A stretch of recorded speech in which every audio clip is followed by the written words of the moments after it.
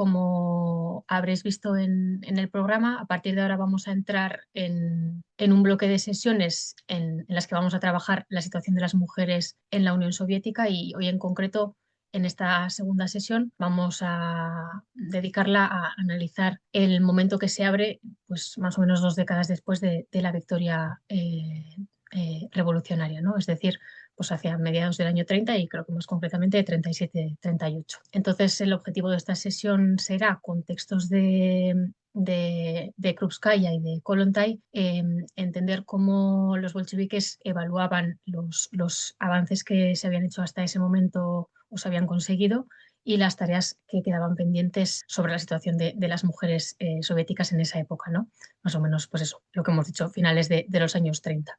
Entonces, a partir de sus textos vamos a analizar cómo entendían la participación de las mujeres y cómo explicaban, sobre todo una medida especialmente polémica, como fue pues, el decreto de 1936, que tiene en sí un nombre bastante largo y recogía realmente muchísimas medidas, como nos explicará Lucía, pero que entre ellas está la prohibición del aborto, salvo ciertas razones.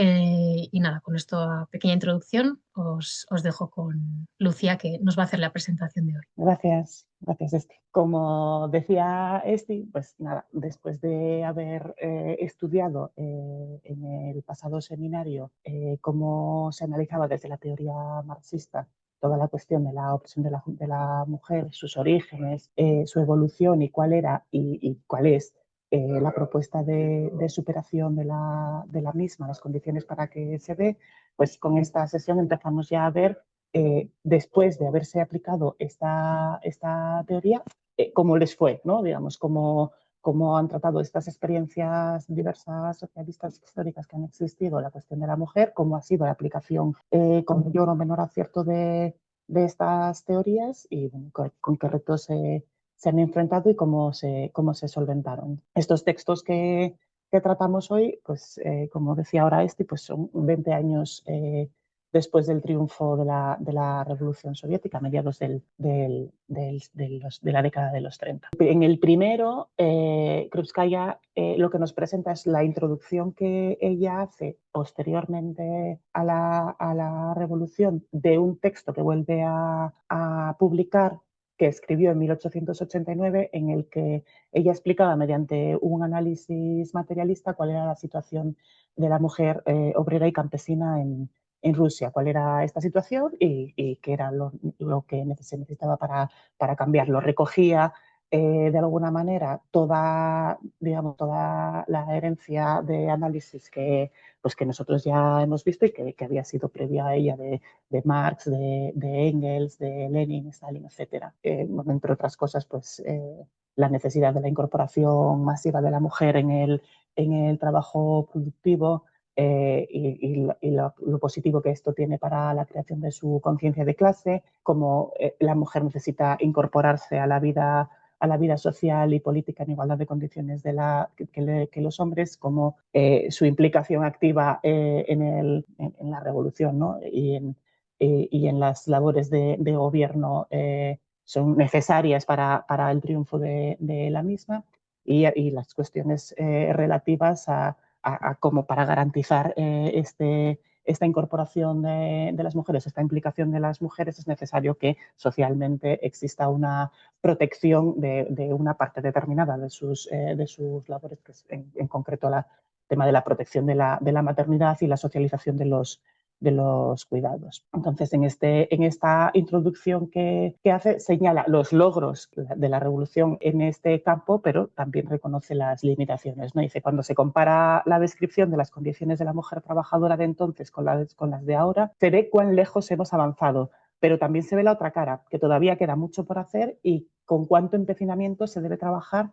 para lograr la completa emancipación de la mujer trabajadora. Bueno, tiene otra cita en la que de alguna forma resume todo esto de lo que estábamos hablando, que tampoco es muy necesario leerla completa. Y luego ya pasa a unos textos, estos sí que son una explicación de los cambios que opera la situación de los trabajadores y las trabajadoras con el avance del socialismo, ¿no? Y empieza con una explicación de cómo el fin de la servidumbre, el inicio del capitalismo trabaja para su toma de conciencia y cómo esta situación es distinta en función del grado de explotación en cada caso. También vemos que es perfectamente coherente con toda la herencia de lo analizado previamente por otros marxistas y de hecho ella misma dice, ¿no? Solo el socialismo puede llevar a las mujeres a la emancipación completa en su vida laboral y familiar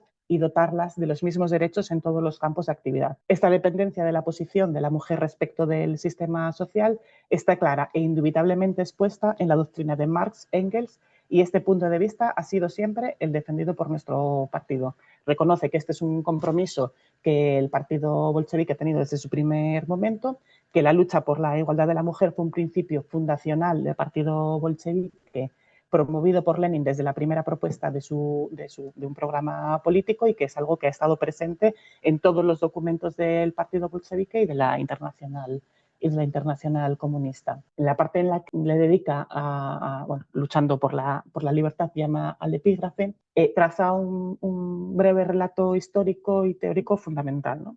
Que la emancipación de la mujer no es una concesión, sino que es una conquista lograda a través de su papel histórico activo en la lucha de clases, que lejos de ser espectadoras de lo que está ocurriendo, las mujeres rusas fueron protagonistas clave en cada etapa revolucionaria, desde las marchas del Domingo Sangriento hasta las manifestaciones del 8 de marzo del 17 de inicio de la Revolución de Febrero, pasando por la Revolución de Octubre, incluso en la defensa del poder soviético en la guerra civil que vino después, ¿no? Y cómo su participación fue decisiva para defender los avances de la revolución. Su conciencia de clase, obviamente, no les fue dada, sino que se forjó en esta misma lucha y comprendían que su liberación solo llegaría con la victoria del proletariado del que formaban parte. Esta victoria trajo consigo desde el primer momento logros legales sin precedentes. La Revolución de Octubre consagró inmediatamente la plena igualdad de los derechos entre los hombres y las mujeres, acabando con siglos de desigualdad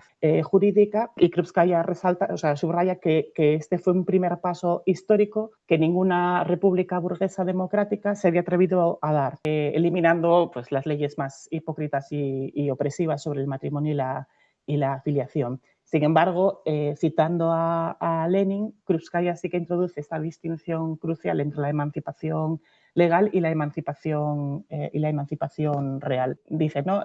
La Revolución Socialista de Octubre otorgó a las mujeres trabajadoras y campesinas los mismos derechos que a los hombres en todos los aspectos, barriendo todo rastro de la vieja desigualdad ante la ley, pero la igualdad ante la ley es solo la mitad de la batalla ganada. Lo más importante es la emancipación real de las mujeres. La verdadera liberación, argumenta, requiere ir a la raíz material de la opresión, que es la esclavitud doméstica. Solo mediante la socialización del trabajo del hogar, con comedores, lavanderías, guarderías públicas, etcétera, podría liberar a la mujer de la carga que la ata a un rol subordinado. La abolición de la propiedad privada y de los medios de producción es, por tanto, un paso indispensable para esta liberación efectiva. La necesidad de defender estos avances también quedan demostradas por la actitud de la reacción durante la guerra civil. Krupskaya pone un ejemplo, ¿no? de una orden de un comandante blanco que decía que las mujeres habían participado también con los obreros y que por tanto debían de sufrir la misma suerte. Y entonces evidenciando que bueno, no solo la barbaridad de sus intenciones, sino que demostraba que la derrota del poder soviético significaría para ellas también el fin absoluto de todos los derechos conquistados por las mujeres en la revolución. Y esta comprensión se entiende que las impulsa a defender la revolución con tanto ardor, ¿no? Dice, el poder soviético es el poder de la gente trabajadora y todo lo que ha dado a los trabajadores y campesinos se lo ha dado también a las trabajadoras y campesinas. Ellas sentían que solo a través de la defensa de la revolución serían capaces de mantener estas estos avances que se habían dado. Y bueno, finalmente nos cuenta cómo en este proceso revolucionario se construye sobre la solidaridad de clase y describe cómo pues, fueron las obreras más ilustradas y politizadas las que iban a los pueblos a explicarles a las campesinas el sentido de la lucha y bueno, que esta pedagogía era esencial, ¿no?, para extender esta conciencia de clase. En la parte que le dedica a la colectivización, bueno, la colectivización ha liberado a la campesina por siempre, presenta la colectivización agraria como la gran transformación que cimenta el socialismo en el campo y con ello pues la emancipación real de la mujer campesina, ¿no? Cuenta un poquito cómo es la situación cómo era la situación de la mujer campesina en el campo, cómo estaba especialmente explotada y vivía en condiciones de mucha penuria y cómo este proceso la ayuda especialmente a la mujer campesina, ¿no? Este es un proceso, explica que además, lejos de ser una imposición burocrática desde arriba, se describe como la obra creativa de las propias masas populares, que supera la psicología individualista que existía de él, cada uno por su lado. Los coljoses, dice, liberaron a la mujer campesina. La mujer de la granja colectiva se ha convertido en una fuerza del campo. Fue solo la colectivización la que sentó una base sólida bajo estos derechos y liberó a la mujer trabajadora para siempre. Fue una victoria también contra lo que considera la última clase explotadora, los kulaks, que estaban apoyados por agentes externos hostiles a la revolución, y se da en un contexto de amenaza capitalista fascista y que bueno, justificaba la máxima vigilancia revolucionaria. El resultado fundamental pues, fue la liberación material de la mujer campesina. Los coljoses les proporcionan la base económica que la ley ya reconocía, convirtiéndolo bueno, pues eso, en una fuerza en el campo y haciendo realidad el principio de que sin los coljoses desigualdad, sin los coljoses igualdad de derecho. Esta liberación nos cuenta que se extiende también a las mujeres de las minorías nacionales que estaban especialmente oprimidas y que la evidencia tangible de este cambio radical se ve en las conferencias de 1935, donde mujeres de todos los oficios y nacionalidades toman la palabra como participantes activas y dirigentes y demuestran pues, precisamente pues, esta nueva conciencia adquirida y el poder conquistado, ¿no? Lo pone en esta última cita, dice: el invierno de 1935 demostró vívidamente nuestros logros. Estas conferencias indicaron claramente cómo se ha desarrollado la conciencia de la gente, cómo ha cambiado todo el sistema en nuestro país, cómo ha cambiado la gente, cómo ha cambiado la posición de las mujeres trabajadoras y coljosianas y cómo se han convertido en participantes activas de la construcción socialista. Mujeres remolacheras, lecheras, tractoras, ganaderas, tejedoras, integrantes y presidentas de soviets de pueblos y aldeas y comités ejecutivos de distrito y presidentas de granjas colectivas demostraron en sus apasionados discursos en estas reuniones en lo que ahora se han convertido, ¿no? Demuestra esta conquista de esta autonomía política que han conseguido. En este otro fragmento del libro de la ciudadana con igualdad de derechos, que lo dedica a las mujeres gobiernan el Estado, pues documenta digamos, la transición de la mujer participante en la lucha revolucionaria a una mujer, digamos, constructora, protagonista de la sociedad socialista, ¿no? Digamos que va en dos partes. Por una parte, pasa nos cuenta de la llamada a la acción de Lenin, a la evidencia de este avance, ¿no? Parte del llamado histórico de Lenin, que advertía que el socialismo solo se podría construir o solo se podría afianzar cuando millones y millones de mujeres, y no solo cientos, se incorporaran a su construcción, y entonces ella muestra cómo este llamado se ha convertido en una realidad. Tras la guerra, Lenin destacaba que las mujeres debían asumir un papel principal en la organización pacífica y entonces el texto de Krupskaya pues, nos aporta pruebas cuantitativas de de este liderazgo, ¿no? Habla de que, pues, por ejemplo, en las elecciones a los soviets del 26 solo el 43% de las mujeres habían participado y, sin embargo, menos de 9 años después el porcentaje había crecido al 90%. En el campo las diferencias son incluso mayores, ¿no? Pasan del 28% al 80%. Y en cuanto a lo que se refiere a delegados a congresos, pues en la última Constitución había participado, en el congreso en el que se discutió, habían participado 419, mientras que en el segundo congreso de los soviets solo habían participado 58. Estas cifras pues no son solo símbolos, ¿no? Digamos que son una demostración estadística de alguna manera de que esta igualdad política deja de ser un deseo o una proclama y es una realidad práctica cotidiana, ¿no?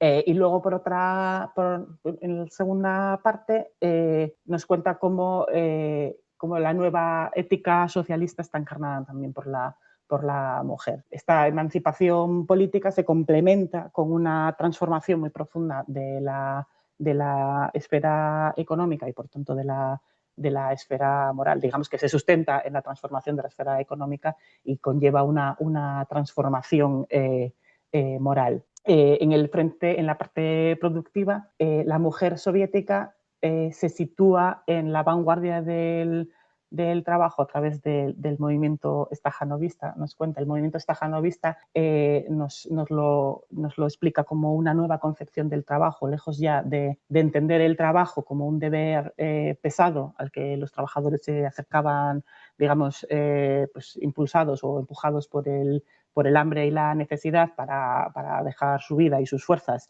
enriqueciendo a un señor o a un capitalista. La nueva concepción del trabajo dentro de la sociedad socialista pues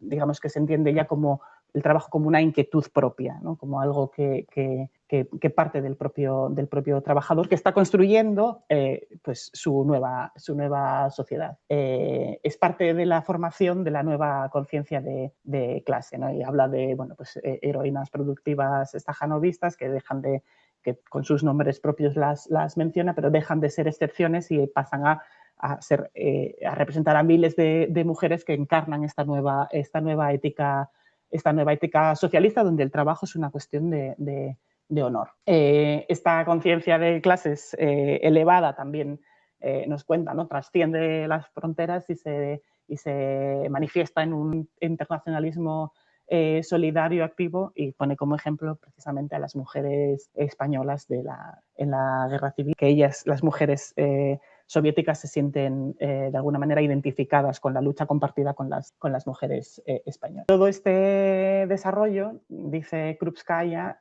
pues tiene un requisito fundamental, que es la superación del atraso cultural, ¿no? En este otro nuevo fragmento, que es Luchadoras activas por la cultura, expone la base cultural y legal necesaria para la emancipación real de la mujer, que venga a superar a esta mera igualdad jurídica, ¿no? Su análisis, que es profundamente materialista, conecta la transformación de la conciencia con los cambios concretos de la vida cotidiana. Un primer eje sería el avance educativo, que viene presentado no como un privilegio, sino como una necesidad revolucionaria, ¿no? Para que la clase obrera comprenda y domine la doctrina de Marx, Engels y Lenin y participe con plena conciencia en la construcción socialista, debe superar el analfabetismo y el atraso cultural heredados de tiempos pasados, ¿no? Krupskaya aporta datos también contundentes que demuestran el éxito de esta tarea entre las mujeres, con la casi erradicación del analfabetismo juvenil,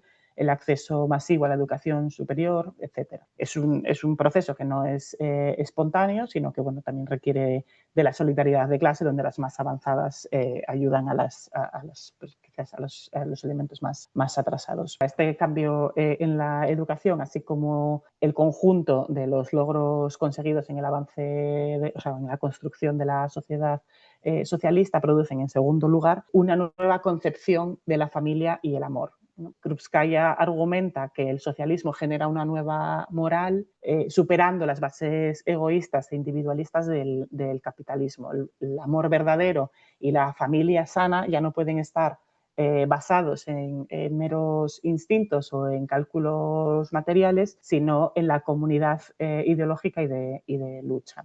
Pone el testimonio de una obrera que dice que tendría que poner fin a su matrimonio si su marido no, de repente no, o sea, al volver del frente resultara que no era bolchevique como ella, y bueno, lo pone, digamos que para ejemplificar que la afinidad política se convierte en la condición fundamental para la unión, dando una nueva definición a la vida privada desde la ética colectiva. Esta nueva ética surge, en tercer lugar, como una crítica a la familia burguesa, que Krupskaya denuncia y critica por fundarse en consideraciones materiales y en el egoísmo individual. Y entonces presenta las leyes soviéticas de la familia, como pues, por ejemplo el divorcio accesible o la obligación de la pensión alimenticia, las presenta como correctivos necesarios para sanear las relaciones y destruir pues, precisamente la base económica de aquella familia opresiva que aún han heredado de tiempos anteriores a la revolución. Pero identifica un obstáculo que es persistente, que es la irresponsabilidad masculina. Algunos hombres, dice, aprovechando a la crítica a la vieja familia y bajo una apariencia de modernidad, lo que pretenden realmente es eludir sus responsabilidades, pues, por ejemplo, responsabilidades como la manutención de los hijos, y presionan a las mujeres para abortar. Esto para ella es una actitud frívola y falta de camaradería hacia sus compañeras. Y es aquí donde justifica el objetivo declarado de la ley del 36 que vamos a ver a continuación en los siguientes dos textos, ¿no? Y dice que la prohibición del aborto no es un fin en sí mismo. Yo creo recordar que esta parte está escrita cuando por un par de frases que pone, cuando esta ley está todavía no en estudio, sino con aportaciones, ¿no? La prohibición del aborto, dice, no es un fin en sí mismo, sino un instrumento para combatir esta irresponsabilidad de los hombres de la que hablaba, forzando al padre a asumir sus deberes. Esta medida coercitiva se complementa con un gran despliegue de apoyo estatal en forma de guarderías, ayudas económicas, protección laboral, etcétera, que alivia la carga material de la maternidad. Y a pesar de todos los avances que describe, Krupskaya sí que introduce una crucial advertencia sobre los límites de la emancipación legal. Y bueno, dice que aunque sí que es verdad que las leyes soviéticas hayan hecho más por la mujer que cualquier república burguesa, la verdadera emancipación solo llegará cuando se libere a la mujer de la esclavitud del hogar mediante la socialización del trabajo doméstico. La igualdad jurídica es un terreno despejado, pero la construcción de la libertad real requiere abolir la pequeña economía doméstica. Y finalmente dice, este proyecto se consagra constitucionalmente en el artículo 122 de la nueva Constitución de 1936, que promete pues, la igualdad total garantizada por medidas concretas, ¿no? Dice, en la URSS se concede a la mujer iguales derechos que al hombre en todos los dominios de la vida económica, pública, cultural, social y política. La posibilidad de realizar todos estos derechos de la mujer está asegurada por la concesión a la misma de derechos iguales a los del hombre en cuanto a trabajo, salario, reposo, a los seguros sociales y a la instrucción, por la protección por el Estado de los intereses de la madre y del niño, por la concesión a la mujer de permisos de embarazo con disfrute del salario, por una vasta red de maternidades, casas cunas y jardines de infancia.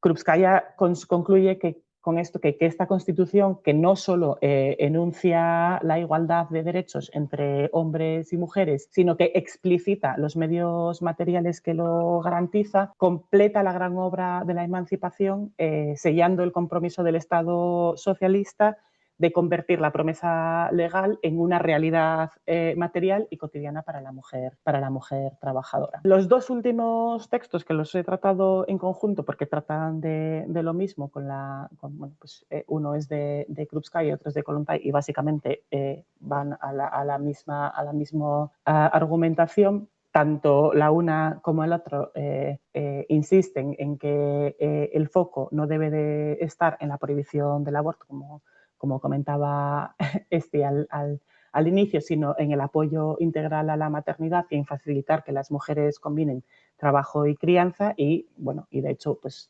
la ley o el decreto en cuestión no es un decreto sobre el aborto, sino que es un decreto sobre la prohibición del aborto, el aumento de la ayuda material a las madres jóvenes, el establecimiento de ayudas estatales a las familias numerosas, la ampliación de la red de casas de maternidad, guarderías y jardines de infancia, el aumento de las penas por impago de alimentos y ciertas modificaciones en las leyes de divorcio.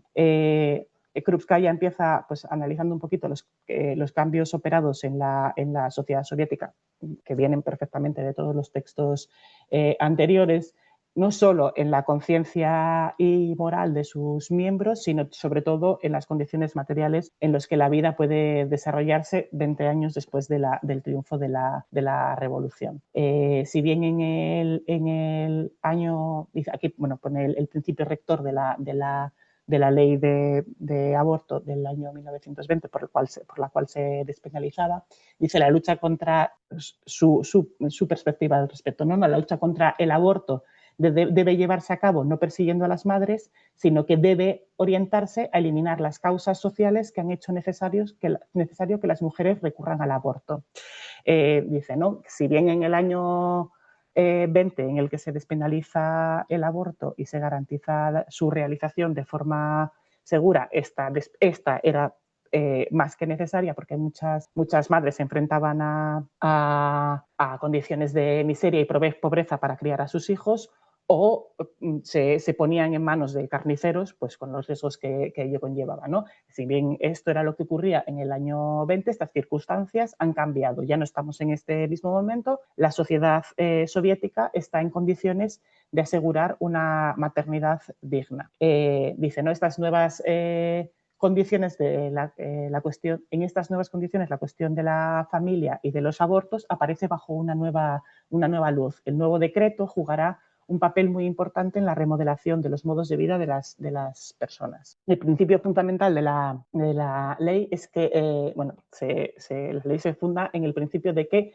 la maternidad es una función social y no es un asunto privado. La ley no impone la maternidad, sino que reconoce y protege su carácter social esencial. La perpetuación de la especie y la reproducción de la fuerza de trabajo son bases materiales sin las cuales cualquier proyecto social, incluido el socialista, colapsaría. Al priorizar y facilitar la maternidad, el Estado soviético lo que hace es asumir colectivamente una función biológica social. Bajo el capitalismo, esta recae como una carga individual y precarizada sobre la mujer. Y de lo que se trata es de socializar la responsabilidad de la reproducción y no de imponerla. Se habla de las dos tareas de la mujer soviética, se reitera el modelo dual en la que una ciudadana es una ciudadana activa y además es una eventual madre. El materialismo, pues, obviamente, el marxismo obviamente no niega la materialidad del cuerpo, la capacidad biológica de la mujer para gestar es un hecho científico innegable y esta ley soviética, lejos de renegar del mismo, como hace alguna parte del feminismo, pues parte de este hecho para construir las condiciones sociales que transformen esta potencialidad de la maternidad en una experiencia libre y realizada y no en una esclavitud. La prohibición del aborto como práctica generalizada va acompañada de la eliminación sistemática de las causas materiales que lo hacen deseable y entonces crea así una libertad real para que se desarrolle una maternidad libre y feliz y en absoluto creo que sea asimilable o comparable con las penurias y problemas que la prohibición del aborto tuvo o tendría en un sistema de de explotación que no garantice pues, esta maternidad libre y feliz, ¿no? Ni siquiera digna. Explica el cambio, tanto la una como la otra en los dos textos, explica el cambio de política por el cambio de las condiciones materiales. En 1920 era un estado pobre que no podía ayudar a las madres, y en 1936 nos encontramos ante una sociedad más avanzada, un estado rico y fuerte que sí puede y debe hacerlo, ¿no? La medida de la legalización del aborto en 1920 fue una medida de emergencia en un contexto de pobreza extrema, guerra y ruina social, y hemos llegado a un momento en 1936 en que la industrialización y la colectivización del campo pues han creado las bases materiales para algo completamente diferente. Como dice Krupskaya, el Estado socialista ahora sí puede garantizar las condiciones para una maternidad feliz y amigable, que serían en la forma de pues, guarderías universales, ayudas económicas, licencias pagadas, protección laboral, etc. El aborto dejaría de ser una necesidad para convertirse en algo de un pasado que ya no corresponde, ¿no? Y para ella, o sea, la ley sería una culminación de un proceso, ¿no? Primero se legaliza el aborto por la miseria y la necesidad, y ahora se prohíbe, pero porque esta miseria ha sido o está siendo abolida. Esta ley tiene también, como decíamos antes, el objetivo de reformar y educar a los hombres. Es un punto central del texto de Kollontai, es que la ley lo que busca es combatir esta psicología irresponsable de los hombres que presionaban para abortar y así eludir la manutención y la responsabilidad en general sobre sus hijos. Es una ley educativa y correctiva para los hombres. No se concibe simplemente como una restricción a la autonomía femenina, sino que es un instrumento pedagógico y correctivo dirigido explícitamente a transformar la psicología y la conducta masculina heredada de un individualismo burgués. Pues eso, viene precisamente en la práctica de muchos hombres de ejercer una presión bien sutil o bien directa sobre sus compañeras para que abortaran. Al criminalizar la instigación al aborto y endurecer las penas por impago de pensiones alimenticias, pues la ley lo que buscaría sería reeducar a los hombres en una mayor responsabilidad hacia sus compañeros, hacia su prole, perdón, y fomentar una actitud solidaria que debía reemplazar la irresponsabilidad que venía encubierta pues, por falsas consignas de libertad y de ruptura con viejos modelos heredados, ¿no? O sea que esta prohibición, en vez de enmarcarse en un ataque a la mujer, lo que hace es un ataque al egoísmo masculino y una herramienta es una herramienta para forjar una nueva moral familiar socialista basada en la corresponsabilidad, donde el Estado, al asumir pues una gran parte de la carga económica, exige a su vez un compromiso ético e irrenunciable del padre. Ambos textos, ambas mujeres, tanto Krupskaya como Kollontai, hacen también mucho hincapié en la legalidad, en la legitimidad democrática, contando que la ley es un resultado de una amplia discusión popular que cuenta con el apoyo de la mayoría de las mujeres, que ven en ella una herramienta para aumentar la responsabilidad masculina. Es una ley que, dice Krupskaya, que recibió muchísimas aportaciones, no todas ellas se pueden incorporar al texto completo del decreto, pero sí que dice que se recogen y se tendrán en cuenta a la hora de de desarrollarlo, ¿no? Como querría Lenin y como Stalin exige. Porque en contra de lo que a veces se argumenta, bueno, en muchas ocasiones yo por lo menos lo he escuchado más de una vez, en el que se aduce una supuesta traición de la URSS de Stalin o de él en concreto como origen de todos los males, en esta ley una traición a principios originales de la revolución. La realidad es que el texto de la ley, el cuerpo de esta ley, es perfectamente coherente con la argumentación al respecto de este tema que se hizo previamente. Tanto, bueno, Krupskaya lo incorpora en su propio texto, ¿no? Lo que ella opinaba, y bueno, de Kollontai juraría que leímos el año pasado uno al respecto del aborto. Nunca jamás defendieron el aborto como un ideal, sino que lo consideraban como un mal necesario, transitorio en una sociedad de clases explotadoras. Su defensa de la función social de la maternidad y de la socialización de los cuidados es el verdadero objetivo, y como tal lo expresaron, pues eso, 20 años antes. La ley del 36 sería simplemente la materialización de ese programa. Al proporcionar este apoyo total, pues el derecho al aborto perdería su razón de ser. La nueva familia sana y libre, que dice Krupskaya, pues no se basa en el derecho individual a abortar, sino en la red colectiva de apoyo que hace que la familia deje de ser una unidad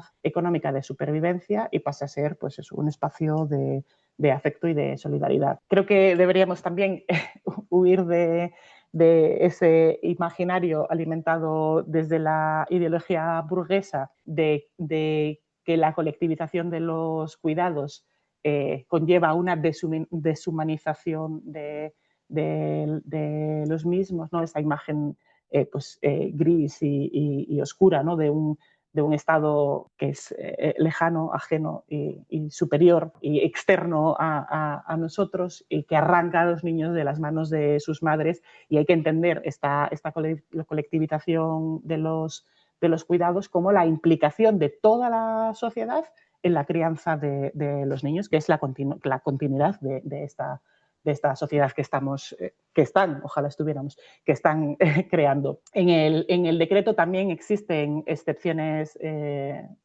científicas, digamos, por decirlo de alguna manera. No es una prohibición absoluta, permite excepciones por riesgo vital de la madre o por enfermedades por riesgo y enfermedades del feto, y bueno, mostrando, pues yo entiendo que un carácter bastante racional. Sí que, ya aquí esto es una opinión muy mía personal, sí que me sorprendió, o lo he hecho en falta, no sé si me debería de sorprender, una cuestión como que no se incluyera el supuesto del aborto en caso de violación, pero bueno, esto ya es así como un comentario paralelo.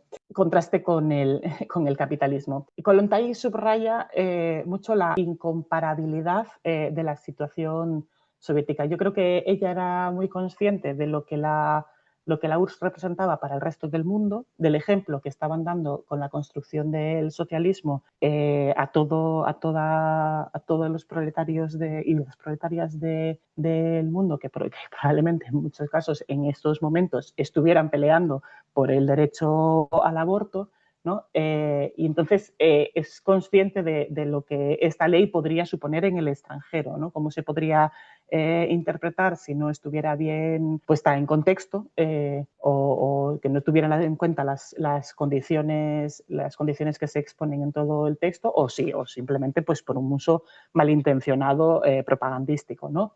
Y de hecho lo dice claramente, ¿no? Creo que si se evalúa la ley bajo la luz correcta, no tendrá una influencia negativa en esta valiente lucha ni dará nuevas armas a los opositores. a los opositores del aborto. No se pueden comparar las condiciones en las que viven y trabajan las mujeres en la Unión Soviética con las de otros países. Mientras el Estado soviético no pudo proporcionar una asistencia completa y efectiva para la maternidad y mientras el bienestar económico de las masas no estuvo asegurado, el aborto fue permitido por ley. En ningún otro país existen garantías como las de la Unión Soviética para hacer más fácil la maternidad. Mientras las mujeres y los hombres viven bajo la presión del desempleo con salarios insuficientes para mantener una familia, en condiciones de vivienda desfavorables y sin apoyo estatal para la maternidad, las mujeres deben seguir luchando por el derecho al aborto. Mientras en países capitalistas la lucha por el aborto, ¿no?, es necesaria por la falta de esta red de apoyo y por la pobreza y la precariedad en la que viven muchos trabajadores, pues la URSS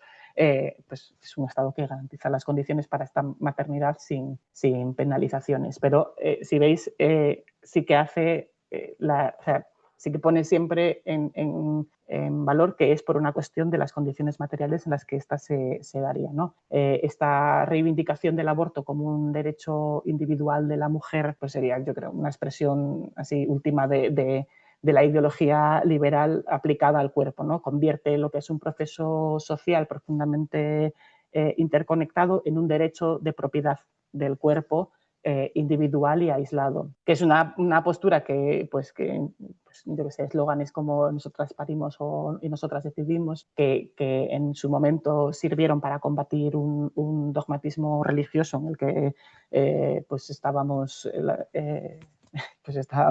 instalados aquí hace unas décadas, pero no se puede entender de forma aislada, ¿no? Y termina de alguna manera pues internalizando una lógica de mercantilización del cuerpo y de la vida, ¿no? Esta ley soviética pues rechaza una visión individualista que rompe el lazo social y reduce la maternidad a una elección desconectada de las necesidades colectivas. Y bueno, la decisión correcta en una sociedad que ha eliminado la opresión material debe de ser la que coincide con el interés social. Y por otra parte, yo creo que tampoco deberíamos de considerar que la negativa a la maternidad en nuestras sociedades sea completamente libre, como, bueno, pues como ya sabemos, nuestra conciencia y nuestras ideas no es algo que floten en el éter, sino que están determinadas por las condiciones materiales en las que nos ha tocado vivir, ¿no? Y en este caso, pues que la conciencia antimaternal estaría determinada por la precariedad, la doble jornada, la falta de servicios públicos, etcétera. Este tipo de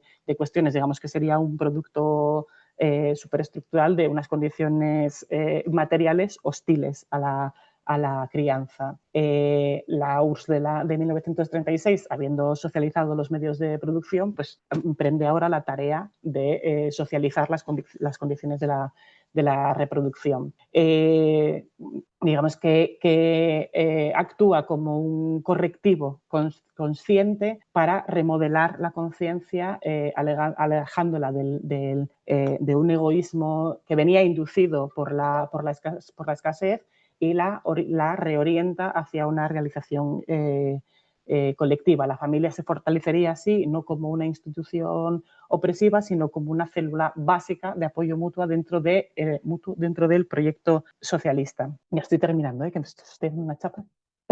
Hay que tener también en cuenta que mientras muchas partes del feminismo burgués hablan solo del derecho a no ser madre, esta ley defiende al revés un derecho positivo de millones de mujeres trabajadoras a ser madres sin ser penalizadas por ello, ¿no? Es innegable que existe el deseo de maternidad de muchas mujeres que está frustrado por el capitalismo y por las condiciones en las que nos ha tocado vivir, la precariedad en la que estamos sumidas, y también la realidad de millones de mujeres trabajadoras que sí son madres a pesar de estas mismas condiciones y son madres en unas condiciones pues muy desfavorables. No pueden vivir su maternidad de una forma, como dice, feliz, ¿no? Dice Krupskaya. Y la crianza, pues lejos de ser un obstáculo, debe de ser entendida, si se dan las condiciones, por supuesto, y así lo hace la sociedad soviética, que no solo el Estado, sino el conjunto de la sociedad soviética de 1936, como una vía fundamental de desarrollo personal, de transmisión de valores, en este caso de los valores socialistas, y de profunda realización humana, ¿no? Y que en este caso, pues la sociedad, en forma o sea, a través del Estado, pues debe hacerla posible y gozosa. Y se podría entender que pues esta ley representaría la madurez de este proceso, de este proyecto socialista, pasando de la fase defensiva de entender el aborto como paliativo para entrar en una constructiva de creación de una nueva forma de familia y una nueva ética donde la maternidad, que ya estaría liberada de los condicionantes negativos materiales, pues pueda ser un acto de plenitud y de contribución a la sociedad. No entenderla como una regresión, sino como un avance hacia una sociedad en la que la vida estaría pues eso, planificada y celebrada colectivamente. Y bueno, esto es básicamente lo que dice el texto, con un par de añadidos míos, con el que yo concuerdo bastante. Pero bueno, más allá de esto, la realidad es que esta prohibición fue anulada a la muerte de Stalin en 1955, aduciendo que daba lugar a abortos clandestinos que causaban muertes.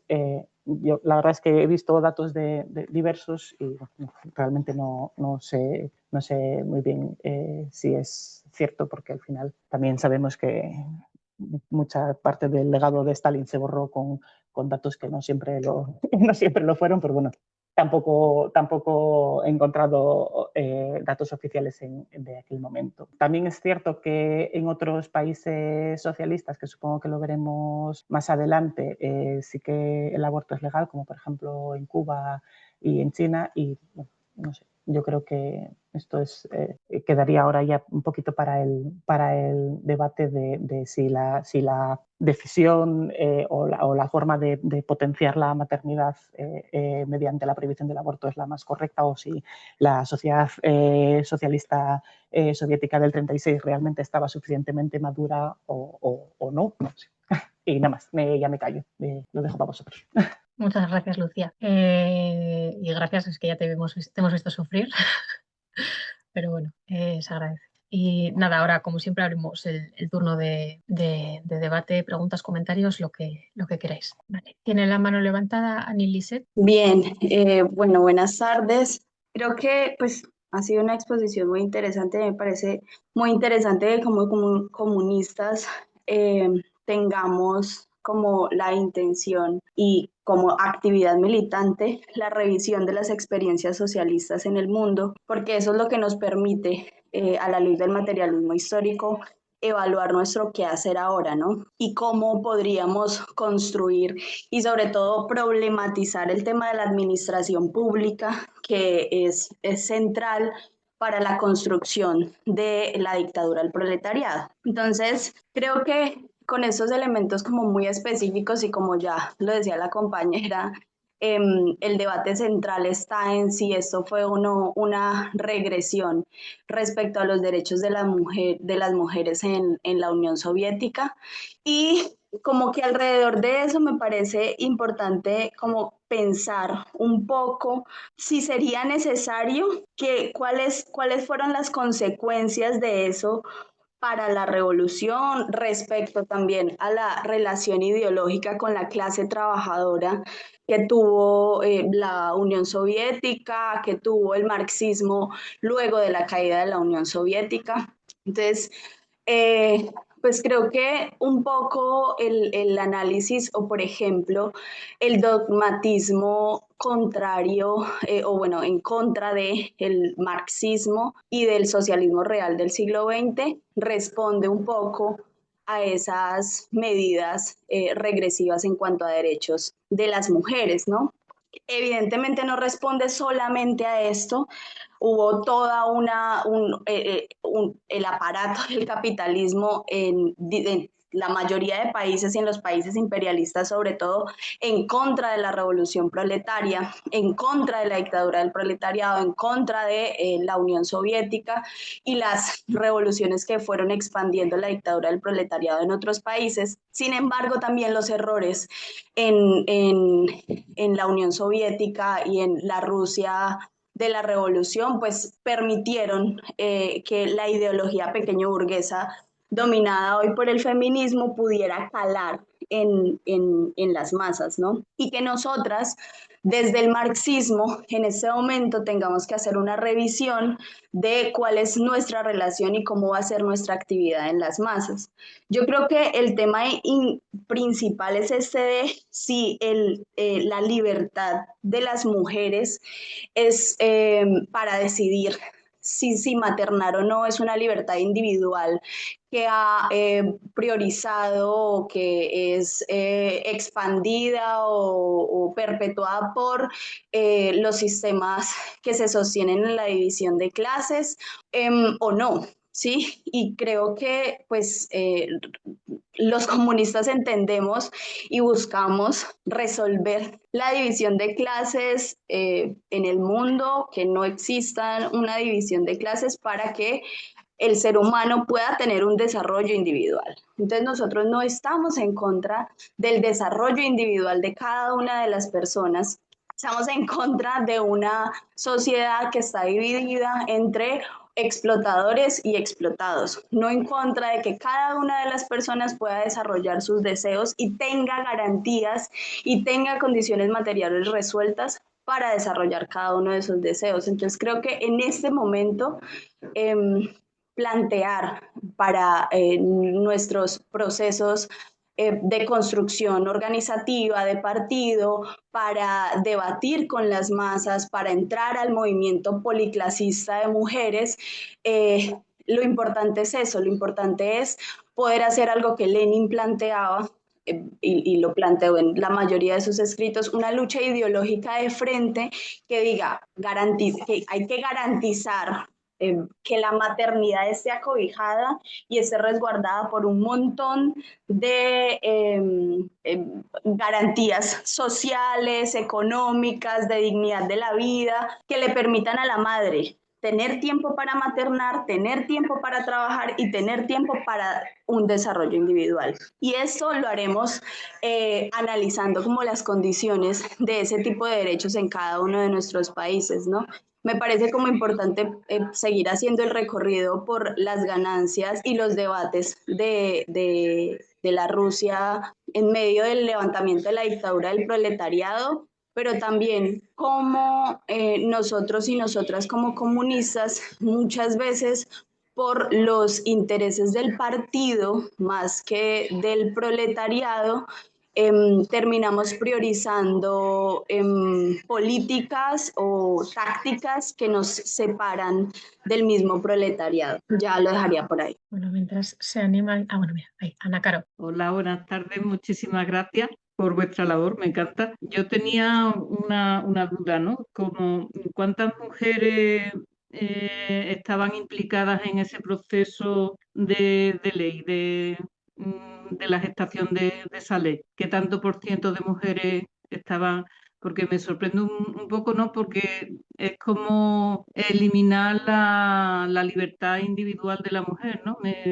Entiendo perfectamente la postura, lo que se pretende, pero no sé, el quitar esa libertad de que la mujer en ese momento no se sienta en las condiciones de ser madre, ¿no? Quitarle esa opción me ha chocado un poco, era lo que quería decir. Gracias. No sé si Lucía quieres decir algo, si no hay un par Bueno, de... porque es una pregunta muy concreta, nada, simplemente decir que no dice número, pero sí que dice que fue discutido, fue ampliamente discutido por el pueblo, la discusión universal del proyecto del decreto ha llamado la atención general, que lo ha acercado más a las masas, y luego especifica que las mujeres tomaron parte especialmente activa en la discusión del decreto, que Krúpskaya considera de suma importancia, pero efectivamente, pues, o sea, cuántas no no lo especifica. Manuel tiene la mano levantada y Patricia también después. Hola, pues yo quería decir un par de cosas acerca de lo que ha salido en la exposición, que me ha parecido muy brillante. Felicidades a Lucía. Lo que para mí es destacable, y yo creo que detrás de esta exposición histórica y que viene a relatar un poco pues, los avatares de una experiencia histórica concreta, que es la de la construcción del socialismo en el primer país de la Tierra, yo creo que hay cosas de interés particular y hay cosas de interés general. Por ejemplo, por ir desde lo más sencillo a lo que a mí me parece más relevante. La cuestión del aborto. Yo creo que la cuestión del aborto que queda prohibido o altamente limitado en la Unión Soviética en una ventana de años, a mí me da la impresión que no puede separarse de los problemas demográficos planteados en los años en los que eso sucede.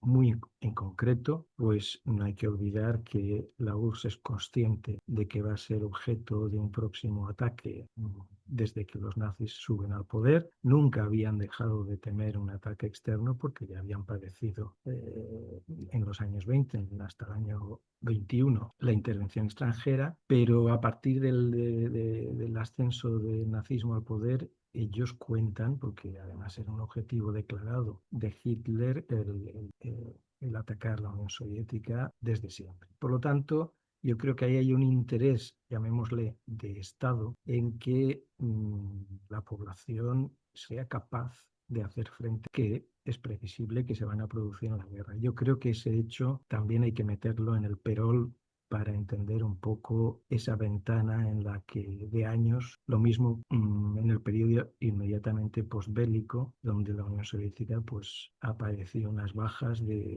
según quien lo estime, pues entre 16 y 22 millones de muertos, ¿no? Entonces ahí hay un factor demográfico que yo creo que no se puede olvidar, que cuenta en la mente del legislador y que un poco viene a explicar, creo yo, también en parte esa legislación restrictiva. Lo que a mí me parece más interesante y de alcance más duradero es que la experiencia, en primer lugar, que desde el punto de vista de principios y de programa, los bolcheviques, los comunistas, tienen desde el primer momento, incluso desde antes de la toma del poder, como un objetivo primordial la incorporación de la mujer a las tareas políticas y la eliminación de las fuentes de todo tipo de opresión, tanto de división social del trabajo como de causas económicas. Por ejemplo, en el año 25, por citar un dato que he leído recientemente, en el año 25, que es previo a la gran industrialización de la Unión Soviética, pues ya había un 30% de mujeres en el aparato estatal de los soviets en el campo. La población soviética en aquel momento era eminentemente campesina. Prácticamente un 70% de la población era de origen campesino. Es decir, que se produce un proceso estimulado de incorporación masiva de la mujer a tareas inmediatamente políticas y estatales y también de otro tipo. En los años 30 empiezan a aparecer en las portadas de los periódicos, en la literatura, personajes femeninos, heroínas del trabajo. Son famosos los carteles con la tractorista, no me acuerdo su nombre, el apellido era Evangelina. Hay novelas como Cemento, que está traducida al español, de Fyodor Gladkov, donde el papel de la mujer, de las mujeres independientes es ya primordial. Está la famosa tragedia optimista de Wisniewski, que también tiene un protagonista femenino. Es decir, que en la vida pública se produce un fenómeno de normalización, de regularización, de que la mujer puede ser tanto un comandante de una división del ejército, como una tractorista o como una directora de fábrica. Y yo creo que esto es importante para nosotros porque esto contrasta, por un lado es prueba de que hay unas condiciones materiales y de que se está atendiendo las bases o los presupuestos que posibilitan esta incorporación. Y por otra parte, yo creo que para nosotros es importante por contraste. Yo me fijo muchas veces en cómo se presenta en los medios, en las televisiones, en la radio, incluso entre los, digamos, puntos de vista que se quieren feministas, que probablemente lo son, pero desde un punto de vista burgués, la rotura de las barreras. Y fijaos que esa rotura de las barreras, de los techos de cristal, siempre están referidos a que haya más mujeres premiadas, más artistas expuestas en museos, más dirigentes de la economía, más ministros, etcétera, etcétera. Es decir, es una visión de élite, puramente de élite, porque no se puede olvidar que la mayoría de los hombres tampoco van a ser ministros nunca, tampoco les van a dar un premio Nobel nunca, tampoco les van. Es decir, que ahí es un enfoque en el que nos estamos fijando o se están fijando en ciertas élites, los premios Nobel, las escritores, etcétera, etcétera, y se olvida el aspecto de masas del problema de la superación de la división social y sexista del trabajo. Y ese aspecto de masas es el que yo creo que es una lección a rescatar y a no olvidar, que sí que tuvo grandes conquistas, en primer lugar en la Unión Soviética. Yo diría que a partir del primer momento, pero sobre todo ya muy claramente de los años 30, donde había ya nombres muy conocidos de químicas, de ingenieras. Yo que ya tengo una edad, pues en los principios de los 80, el libro de ecuaciones diferenciales que yo estudiaba era de dos mujeres soviéticas, la Dizhenskaya y Uraltseva, un libro famosísimo traducido a todos los idiomas. Es decir, en los países socialistas, porque no solo fue en la URSS, en la República Democrática Alemana el fenómeno incluso alcanzó dimensiones parecidas o mayores, se produjo realmente un intento y muchos consecuciones, muchos logros en el proceso de equiparar en derechos reales y no solo nominales y no solo para los fenómenos de élite de las mujeres. Esto es lo que a mí me parece que es una lección de la historia para también continuar siendo tenida en consideración en nuestros días. Gracias. Sí, Patricia, dale. Buenas tardes. Bueno, en cierto modo, Manuel ha dicho algunas de las cosas, de las reflexiones que quería hacer sobre el tema de la prohibición del aborto en el decreto de 1936. Pienso lo mismo, que se debe a un problema demográfico que tenía la Unión Soviética y a la perspectiva de la guerra. Porque las guerras cambian totalmente, perjudican la vida a toda la población.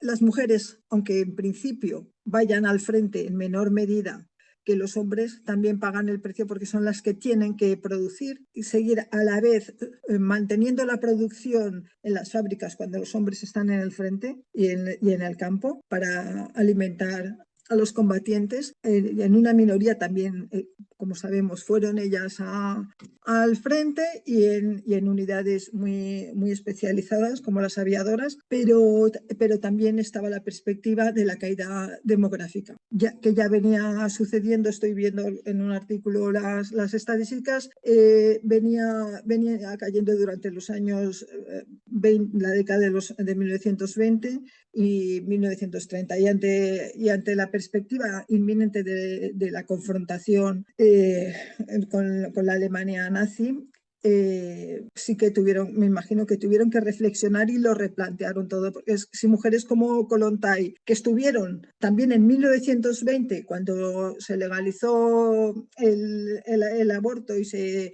establecieron todas las leyes que igualaron en el plano de los derechos a las mujeres con los hombres, en la parte formal, legal, si ellas aceptaron, reflexionaron y aceptaron esa prohibición, debía haber otras razones de peso, que no eran solo los intereses personales de las mujeres, sino también de la sociedad y de la Revolución Soviética. Y eso es un precio que en todas las guerras y en todos los ciclos críticos pagaban las mujeres también. Luego está que este tema ha sido muy explotado por los trotskistas, haciendo sus propias interpretaciones, y ahí ya llega un momento en que perdemos, no sabemos dónde está la verdad y no sobre si ocasionó más muertes de mujeres por abortos clandestinos o si no fue así, o si también la relación que hay con la expectativa la esperanza de vida de los niños, etc. La situación anterior a la Revolución Soviética era terrible, como se puede ver solo en parte en los artículos de Krupskaya, pero hubo ese avance insólito en la humanidad que hubo en 1918 y hasta 1920, me parece, con los avances para la mujer en la Unión Soviética y, bueno, vuelvo a eso, la perspectiva de la guerra mundial y otros problemas que no habían calculado durante la década de los 30, creo que llevaron a esa medida, que no fue la prohibición absoluta. Porque digamos el llamado aborto terapéutico, por lo que veo, sí que siguió estando protegido. Bueno, era solo un comentario sobre este aspecto. Gracias. Si no hay más preguntas, sí que el tema del problema demográfico, aunque no viene en ninguno de los textos, sí que en la preparación de esta presentación sí salió, de hecho, bueno, salió en varias conversaciones que tuve con gente para ver si el enfoque, que me parecía complicado enfocar esta cuestión, y salió en todas las conversaciones esta cuestión, pero en realidad como ninguno de los textos menciona nada parecido, pues decidí obviarlo y dejarlo precisamente para los comentarios. Justo antes, los 2-3 años antes del decreto, el índice de natalidad había crecido, pero efectivamente la población había sufrido un descenso bastante grande en los años anteriores. Entonces sí que es muy posible que esta motivación estuviera detrás de, por lo menos en parte, detrás de esta ley. Pero bueno, me parece perfectamente, por otro lado, me parece perfectamente razonable, ¿no? y muy previsor pensar que iban a tener este problema con la Segunda Guerra Mundial. Y sí que es cierto de lo que o sea, estoy de acuerdo en lo que dice Manuel, de que la propaganda soviética y la forma en la que se ve reflejado también en cómo Krupskaya habla de los avances que han conseguido las mujeres completamente desde la base en la ayuda a la construcción de esta sociedad socialista en comparación con efectivamente lo que se busca desde aquí, de romper simplemente el techo de cristal, no nada más, ¿no? Nunca se piensa en otros ámbitos. Efectivamente, a mí la propaganda soviética en un tema de la mujer me parece maravillosa, y además creo que se corresponde con la realidad y con unos datos de avance de la situación de la mujer en todos los campos, y además que fue sostenido en el tiempo, independientemente de esta cuestión de cómo podamos interpretar esta cuestión del decreto del aborto. Igual, mientras se anima a alguien más, y también en relación a algo que ha comentado Patricia, también Lucía, lo has comentado en tu presentación, sobre esta demonización de la URSS y particularmente de la figura de Stalin, que parece que todas las decisiones las tomaba Stalin durante 30 años, pero bueno. Queríamos también aprovechar esta sesión para retomar un punto que ya apareció en la sesión de presentación. No sé si estará conectada la compañera que hizo la pregunta, pero si recordáis, se planteó en la sesión de presentación qué había pasado con las conferencias internacionales de mujeres comunistas que se organizaban en el marco de la Internacional Comunista. Y ahí sí que solo accedimos una pequeña respuesta sobre, un poco a bote pronto, lo que nos pudo venir a la cabeza en ese momento, no, pero sí nos pareció importante profundizar en esta cuestión, porque la respuesta habitual que circula en los textos más, bueno, que podemos encontrar si hacemos una búsqueda online, por ejemplo, ¿no? Es bastante superficial y poco rigurosa. O sea, básicamente la explicación que encontramos es que bueno, no lo dice así, pero básicamente lo que dice es que Stalin las abolió de forma arbitraria porque no le parecía ya prioritario que las mujeres se organizaran de forma independiente, ¿no? La realidad es lo que hemos podido ver, que después de una pues, revisión bastante rigurosa y sistemática de la documentación oficial de la Comintern, al menos la que está disponible en castellano y en inglés, que son los idiomas a los que llegamos, desde actas, resoluciones, circulares o informes internos, es muy contraria, ¿no? Y vemos como la interpretación dominante es fuertemente marcada por un perjuicio antiestalinista y presenta la desaparición de estas conferencias como el abandono del trabajo entre las mujeres, pero en realidad es algo que no se sostiene. Lo que muestran los archivos es un proceso orgánico que estaba a la vez además ligado a la propia evolución de la táctica y estrategia de la Internacional Comunista en un contexto que estaba cambiando de forma muy rápida, ¿no? De forma esquemática se pueden distinguir dos fases. Primero, una fase de entre 1920 y 25, donde había pues, las conferencias tenían pues, una autonomía relativa. En un plano político pues tenían cierta creatividad, ¿no? De ahí todas las resoluciones que podemos ver de esos primeros años, pero siempre dentro del marco estratégico que fijaba la Comintern, ¿no? Y luego una segunda fase, que es a partir del quinto congreso, que es donde supuestamente ya desaparecen y nadie sabe qué ha pasado con las mujeres que están adscritas a los partidos comunistas, que en realidad lo que se ve es una integración progresiva y conscientemente planificada de ese trabajo específico en los aparatos de los propios partidos comunistas que forman la Internacional Comunista y del Ejecutivo de la Internacional, ¿no? Y en realidad esto, si lo vemos en un plano más amplio, formó parte de un proceso general de transformación de la Comintern después del repliegue de una oleada revolucionaria europea, ¿no? que desapareció. Y después del inicio del proceso de bolchevización de los partidos comunistas y más adelante cuando se adoptó la táctica de los frentes populares cuando ascendió el fascismo, ¿no? Entonces, la imagen de una internacional pasiva que era pues, reflejo de prejuicios masculinos pues es bastante simplista y bastante falsa, ¿no? Y también pues, sirve muy bien a esas personas o a esas corrientes ideológicas que ganan mucho en deslegitimar el trabajo de Stalin y de la dirección del partido en esa época. Las resoluciones nos muestran pues, las resoluciones que están disponibles enseñan una coerción pues constante, en muchos documentos encontramos de la Comintern hacia sus secciones nacionales para obligar a que se garantizara un trabajo sistemático entre las mujeres proletarias, mecanismos concretos y estrictos de control y rendición de cuentas. También otra cosa que se dice es que las mujeres comunistas estaban marginadas dentro de la Comintern, pero eso va en contra de cosas tan claras como hemos podido ver el ejemplo más obvio que se me ocurre, como Clara Zetkin, Inés Armando o Kollontai, por ejemplo, utilizaron estratégicamente la autoridad de la Internacional para impulsar ciertas líneas políticas y ciertas estructuras específicas, ¿no? Entonces, la desaparición de las conferencias internacionales, o sea, conferencias específicas sobre esta cuestión, a partir del 26, en realidad, según la lectura que hacemos nosotros, responde a que la función principal que tenían en estas conferencias, que era definir ciertos principios, ciertos métodos de trabajo y tejer una red internacional, pues estaba ya cumplida. Esa fase ya se había cumplido esa fase. Y a partir de ese momento, el trabajo entre las mujeres, como dicen los propios documentos que hemos podido ver, tenía que convertirse en obra del partido en su totalidad y de todos los partidos. Ya no era obra de conferencias extraordinarias o separadas, ¿no?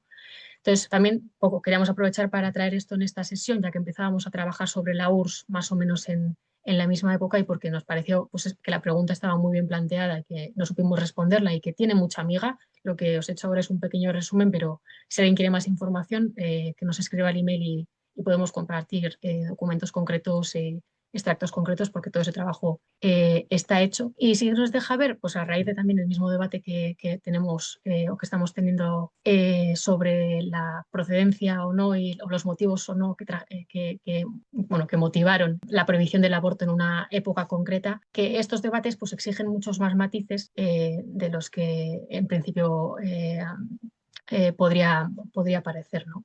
Por ejemplo, en el caso de las internacionales comunistas de mujeres, pues lo que os he dicho al principio, la mayoría de artículos que circulan vais a ver cómo reproducen acríticamente la tesis del abandono de la cuestión de la mujer por parte de la Internacional Comunista, pero que en realidad no, vais a ver que poco van a citar artículos y documentos históricos de la Comintern, sino que hay dos artículos concretos que tampoco esos citan muchas fuentes primarias, más allá de decir sí, hemos estudiado muchos documentos de la Comintern, pero tampoco te citan mucho en entrevistas esos autores. Y nuestra tarea, creo que como marxistas-leninistas, tanto en el tema del aborto, en este tema que acabo de comentar y en general cualquier cuestión que pueda ser cuestionada de una forma tan fácil o sencilla, ¿no? En un primer momento, pues nuestra tarea es ir más allá de esa propaganda burguesa y pequeño burguesa y estudiar la experiencia histórica del movimiento comunista internacional con el rigor y la seriedad que exige nuestra tarea,